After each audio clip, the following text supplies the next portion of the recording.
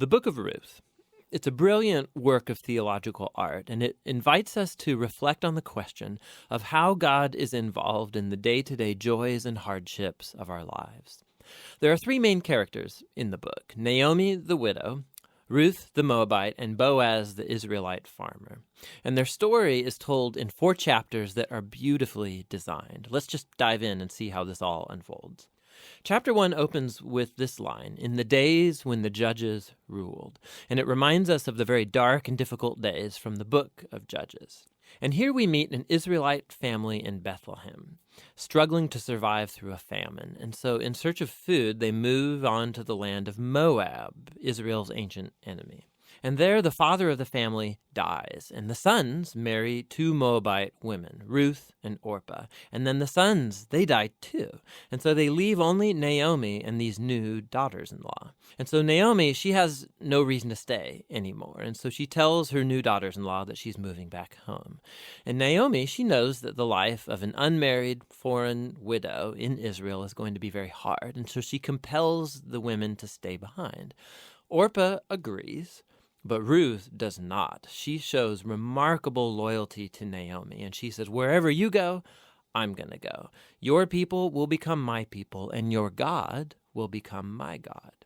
And so the two of them return to Israel together. And the chapter concludes with Naomi changing her name to Mara, which means bitter in Hebrew, and she laments her tragic fate.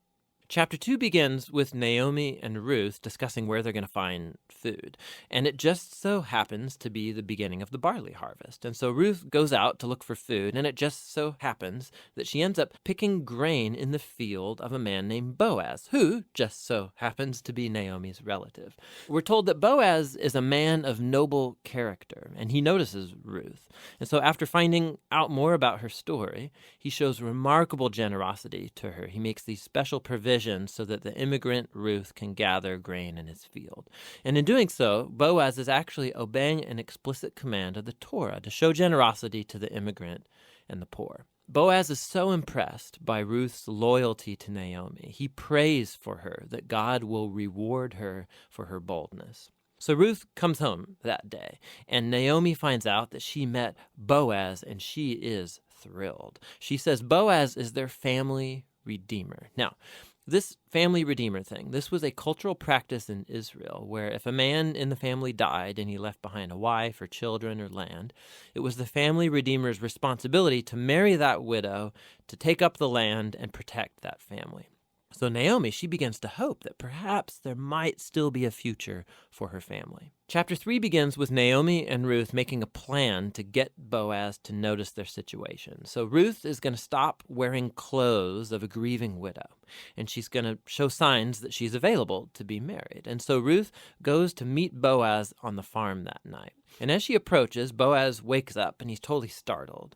And Ruth makes her intentions very clear. She asks if Boaz will redeem Naomi's family and marry her. Boaz is once again amazed by Ruth's loyalty to Naomi and her family, and he calls Ruth a woman of noble character. It's the same term used to describe the woman of Proverbs 31. So Boaz tells Ruth to wait until the next day, and he will redeem both Ruth and Naomi legally before the town elders. And so the chapter ends with Ruth returning to Naomi, and they marvel together at all of these recent events. In chapter 4, it all comes together.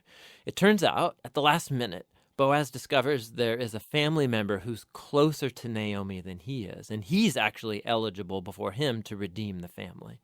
But at the last second, this family member finds out that he's going to have to marry Ruth, the Moabite, and so he declines. But Boaz, remember, he knows Ruth's true character, and so he acquires the family property of Naomi, and he marries Ruth. And so just at the beginning, how Ruth was loyal to Naomi's family, so now Boaz is loyal to Naomi's family as well.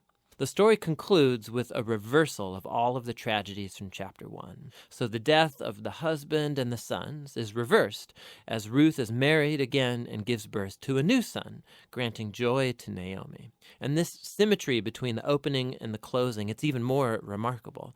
So remember, the opening tragedy was followed by a great act of loyalty on the part of Ruth.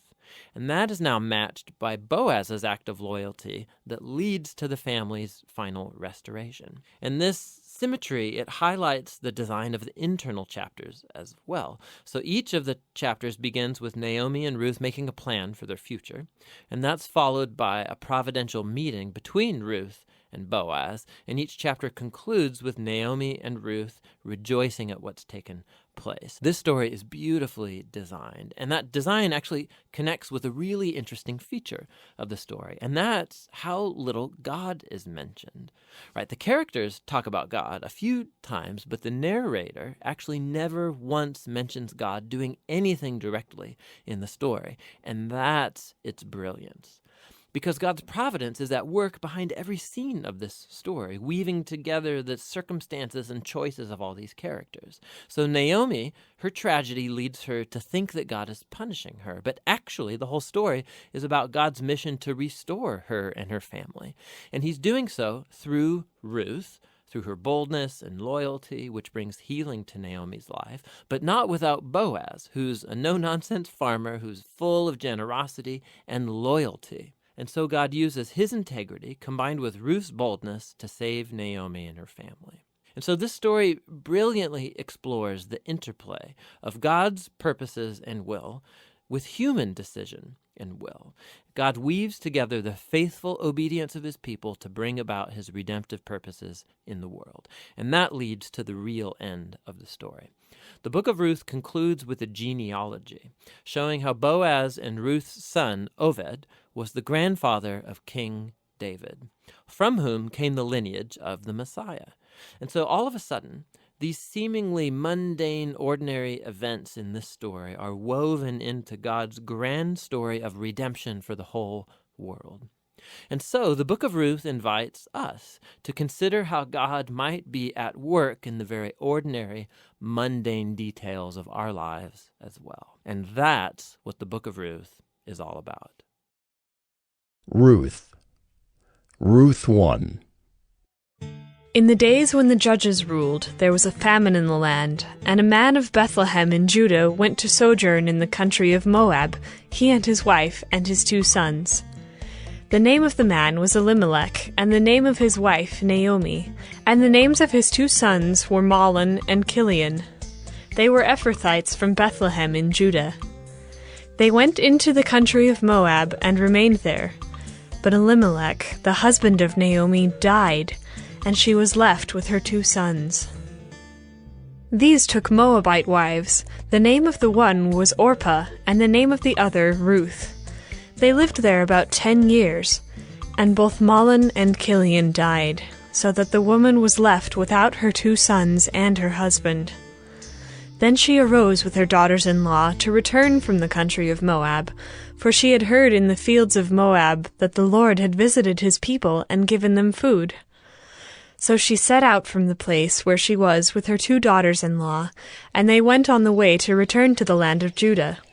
But Naomi said to her 2 daughters-in-law, "Go, return each of you to her mother's house. May the Lord deal kindly with you as you have dealt with the dead and with me. The Lord grant that you may find rest, each of you, in the house of her husband." Then she kissed them, and they lifted up their voices and wept, and they said to her, "No, we will return with you to your people." But Naomi said, "Turn back, my daughters. Why will you go with me? Have I yet sons in my womb that they may become your husbands? Turn back, my daughters. Go your way, for I am too old to have a husband. If I should say I have hope, even if I should have a husband this night and should bear sons, would you therefore wait till they were grown? Would you therefore refrain from marrying? No, my daughters, for it is exceedingly bitter to me for your sake that the hand of the Lord has gone out against me." Then they lifted up their voices and wept again. And Orpah kissed her mother-in-law, but Ruth clung to her.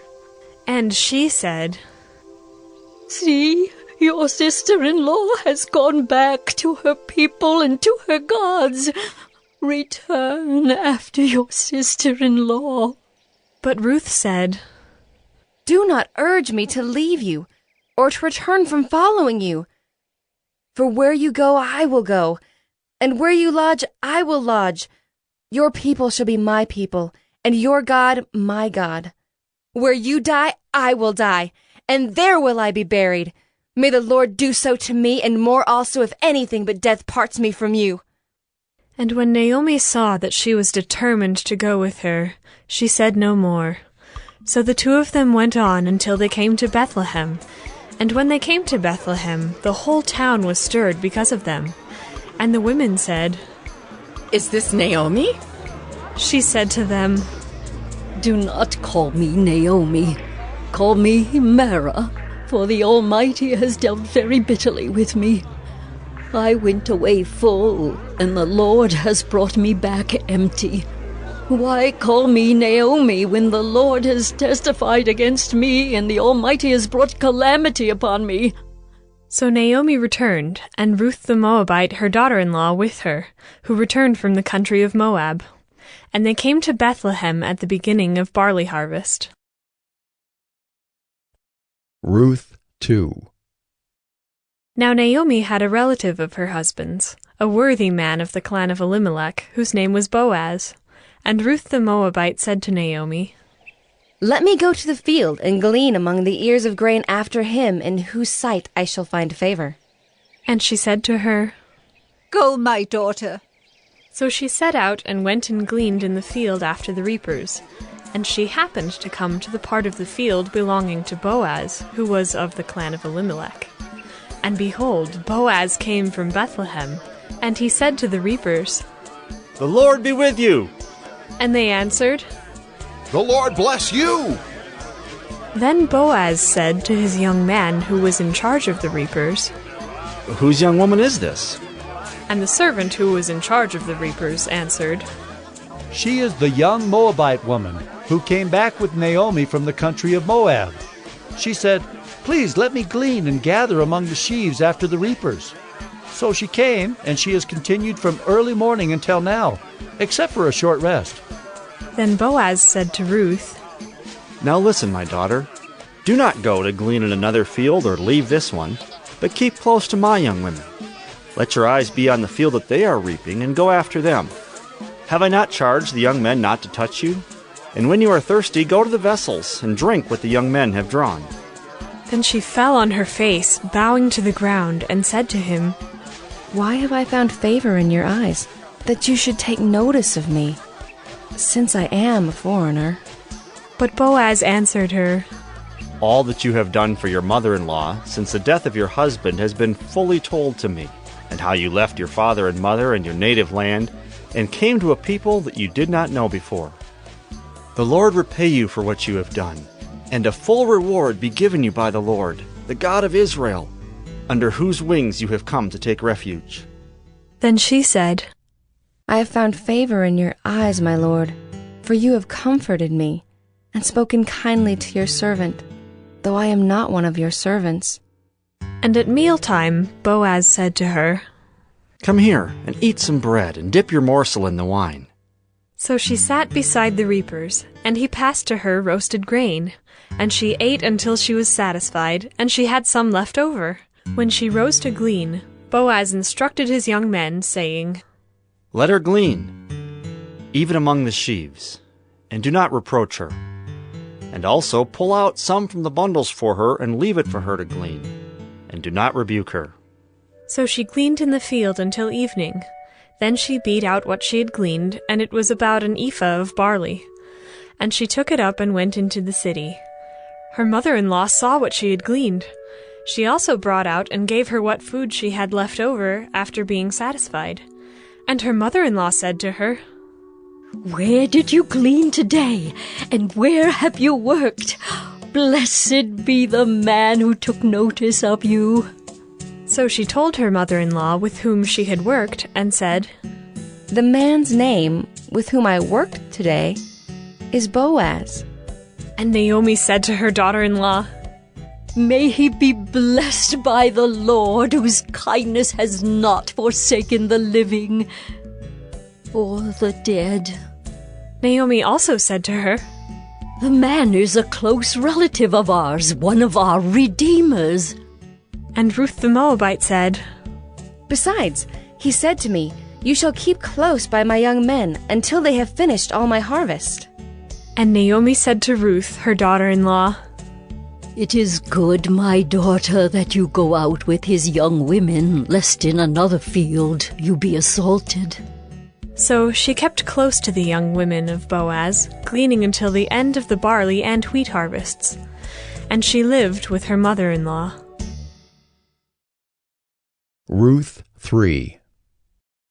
Then Naomi, her mother-in-law, said to her, My daughter, should I not seek rest for you, that it may be well with you? Is not Boaz our relative, with whose young women you were? See, he is winnowing barley tonight at the threshing floor. Wash, therefore, and anoint yourself, and put on your cloak and go down to the threshing floor, but do not make yourself known to the man until he has finished eating and drinking. But when he lies down, observe the place where he lies. Then go and uncover his feet and lie down, and he will tell you what to do. And she replied, All that you say, I will do. So she went down to the threshing floor and did just as her mother-in-law had commanded her. And when Boaz had eaten and drunk, and his heart was merry, he went to lie down at the end of the heap of grain. Then she came softly and uncovered his feet and lay down. At midnight the man was startled and turned over, and behold, a woman lay at his feet. He said, Who are you? And she answered, I am Ruth, your servant. Spread your wings over your servant, for you are a redeemer. And he said, May you be blessed by the Lord, my daughter. You have made this last kindness greater than the first, in that you have not gone after young men, whether poor or rich. And now, my daughter, do not fear. I will do for you all that you ask, for all my fellow townsmen know that you are a worthy woman. And now it is true that I am a redeemer, yet there is a redeemer nearer than I. Remain tonight, and in the morning, if he will redeem you, good, let him do it. But if he is not willing to redeem you, then, as the Lord lives, I will redeem you. Lie down until the morning. So she lay at his feet until the morning, but arose before one could recognize another. And he said, Let it not be known that the woman came to the threshing floor. And he said, Bring the garment you are wearing, and hold it out. So she held it, and he measured out 6 measures of barley and put it on her. Then she went into the city. And when she came to her mother-in-law, she said, How did you fare, my daughter? Then she told her all that the man had done for her, saying, These 6 measures of barley he gave to me, for he said to me, You must not go back empty-handed to your mother-in-law. She replied, Wait, my daughter, until you learn how the matter turns out, for the man will not rest, but will settle the matter today. Ruth 4. Now Boaz had gone up to the gate and sat down there. And behold, the Redeemer, of whom Boaz had spoken, came by. So Boaz said, Turn aside, friend. Sit down here. And he turned aside and sat down. And he took 10 men of the elders of the city and said, Sit down here. So they sat down. Then he said to the Redeemer, Naomi, who has come back from the country of Moab, is selling the parcel of land that belonged to a relative, Elimelech. So I thought I would tell you of it and say, Buy it in the presence of those sitting here and in the presence of the elders of my people. If you will redeem it, redeem it. But if you will not, tell me, that I may know. For there is no one besides you to redeem it, and I come after you. And he said, I will redeem it. Then Boaz said, The day you buy the field from the hand of Naomi, you also acquire Ruth the Moabite, the widow of the dead, in order to perpetuate the name of the dead in his inheritance. Then the Redeemer said, I cannot redeem it for myself, lest I impair my own inheritance.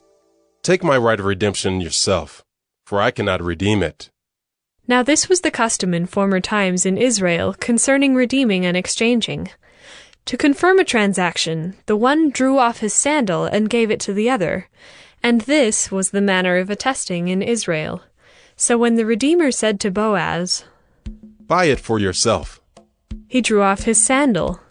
Then Boaz said to the elders and all the people, You are witnesses this day that I have bought from the hand of Naomi all that belonged to Elimelech, and all that belonged to Chilion and to Mahlon. Also Ruth the Moabite, the widow of Mahlon, I have bought to be my wife, to perpetuate the name of the dead in his inheritance, that the name of the dead may not be cut off from among his brothers and from the gate of his native place. You are witnesses this day. Then all the people who were at the gate and the elders said, We are witnesses. May the Lord make the woman who is coming into your house like Rachel and Leah, who together built up the house of Israel. May you act worthily in Ephrathah and be renowned in Bethlehem. And may your house be like the house of Perez, whom Tamar bore to Judah, because of the offspring that the Lord will give you by this young woman. So Boaz took Ruth, and she became his wife. And he went in to her, and the Lord gave her conception, and she bore a son. Then the women said to Naomi, Blessed be the Lord, who has not left you this day without a redeemer, and may his name be renowned in Israel. He shall be to you a restorer of life, and a nourisher of your old age. For your daughter-in-law, who loves you, who is more to you than 7 sons, has given birth to him. Then Naomi took the child and laid him on her lap, and became his nurse. And the women of the neighborhood gave him a name, saying, A son has been born to Naomi. They named him Obed. He was the father of Jesse, the father of David. Now these are the generations of Perez. Perez fathered Hezron. Hezron fathered Ram. Ram fathered Amminadab. Amminadab fathered Nahshon. Nahshon fathered Salmon. Salmon fathered Boaz. Boaz fathered Obed. Obed fathered Jesse. And Jesse fathered David.